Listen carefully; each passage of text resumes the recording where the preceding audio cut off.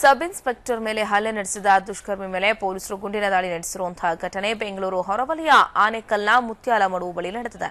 ಗುಂಡಿನ ದಾಳಿಗೆ ಒಳಗಾಗಿ ಗಾಯಗೊಂಡಂತಹ ರಾಜೇಶ್ ಆನೇಕಲ್ನ ಆಸ್ಪತ್ರೆಯಲ್ಲಿ ಚಿಕಿತ್ಸೆ ಪಡೆಯುತ್ತಾ ಇದ್ದಾನೆ. ಅದೇ ಪೊಲೀಸ್ ಫೈರಿಂಗ್ ವೇಳೆ ಗಾಯಗೊಂಡಂತಹ ಪಿಎಸ್ಐ ಹೇಮಂತ್ ಸಹ ಆಸ್ಪತ್ರೆಯಲ್ಲಿ ಚಿಕಿತ್ಸೆ ಪಡೆಯುತ್ತಾ ಇದ್ದಾರೆ. ಆರೋಪಿ ರಾಜೇಶ್ನನ್ನ ಕೋಳದೊಂದಿಗೆ ಕರೆದೊಯ್ದು ಆನೇಕಲ್ನ ಕ್ರೈಂ ಎಸ್ಐ ಹೇಮಂತ್ ನೀಲಗಿರಿ ಕಾಲು ಜಾರಿ ಎಡವಿ ಬಿದ್ದಿದ್ದಾರೆ. ತಕ್ಷಣವೇ ಕತ್ಲಲ್ಲಿ ಎಸ್ಐ ಹೇಮಂತ್ ಕತ್ತಿಗೆ ಕೈಕೋಳದೊಂದಿಗೆ ಸುತ್ತಿ ಕೊಲೆ ಯತ್ನಕ್ಕೆ ಕೈ ಎಳೆದಿದ್ದಾನೆ. ಜೊತೆಗೆ ಇವರ ಜೊತೆಯಲ್ಲಿದ್ದಂತಹ ಡಿವೈಎಸ್ಪಿ ಉಮೇಶ್ ಆರೋಪಿ ಕಾಲಿಗೆ ಗುಂಡು ಹೊಡೆದಿದ್ದಾರೆ. ಆಗ್ಲೂ ಕೂಡ ಬಿಡದ ಆರೋಪಿಗೆ ಮತ್ತೊಮ್ಮೆ ಗುಂಡು ಹಾರಿಸಿ ಬೀಳಿಸಿದ್ದಾರೆ.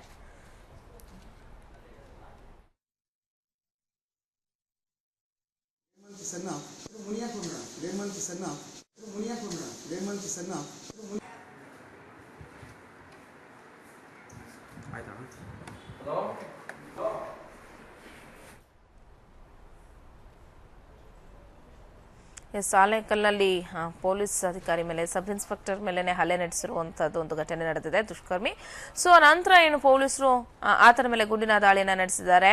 ಬೆಂಗಳೂರು ಹೊರವಲಯ ಆನೇಕಲ್ನ ಮುತ್ಯಾಲಮಡು ಬಳಿ ಒಂದು ಘಟನೆ ನಡೆದಿರುವಂತದ್ದು. ಗುಂಡಿನ ದಾಳಿಗೆ ಒಳಗಾಗಿ ಗಾಯಗೊಂಡಂತಹ ರಾಜೇಶ್ನನ್ನ ಆನೇಕಲ್ ಆಸ್ಪತ್ರೆಯಲ್ಲಿ ಚಿಕಿತ್ಸೆಗೆ ಅಂತ ದಾಖಲಿಸಲಾಗಿದೆ.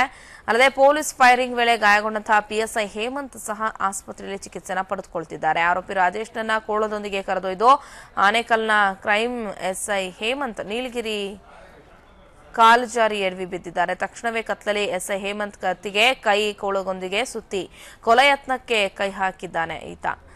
ಈ ಸಂದರ್ಭದಲ್ಲಿ ಅಲ್ಲಿದ್ದಂತಹ ಮತ್ತೊಬ್ಬ ಪೊಲೀಸ್ ಇವನ ಮೇಲೆ ಫೈರಿಂಗ್ ಅನ್ನ ಮಾಡಿದ್ದಾರೆ. ಸದ್ಯ ಆತನಿಗೆ ಆಸ್ಪತ್ರೆಯಲ್ಲಿ ಚಿಕಿತ್ಸೆಯನ್ನು ಕೊಡಿಸಲಾಗ್ತಾ ಇದೆ.